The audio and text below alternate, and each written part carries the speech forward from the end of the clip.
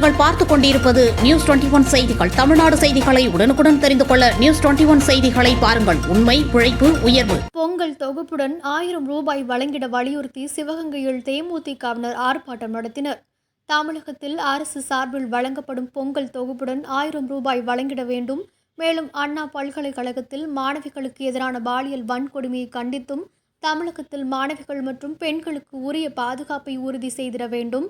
புயல் மழையால் பாதிக்கப்பட்ட மக்கள் மற்றும் விவசாயிகளுக்கு உரிய நிவாரணம் வழங்கிட வேண்டும். கஞ்சா மற்றும் மதுபோதை இல்லாத மாநிலமாக தமிழகத்தை உருவாக்க வேண்டும் உள்ளிட்ட பல்வேறு கோரிக்கைகளை வலியுறுத்தி தமிழகத்தில் பெண்கள் மற்றும் பள்ளி முதல் கல்லூரி வரை மாணவிகளுக்கு பாதுகாப்பு இல்லை என தமிழக அரசை கண்டித்து தேசிய முற்போக்கு திராவிட கழகத்தை சேர்ந்த 200க்கும் மேற்பட்டோர் சிவகங்கை நீதிமன்றம் அருகே மாவட்ட செயலாளர் திருவேங்கடம் தலைமையில் கண்டன ஆர்ப்பாட்டத்தில் ஈடுபட்டனர்.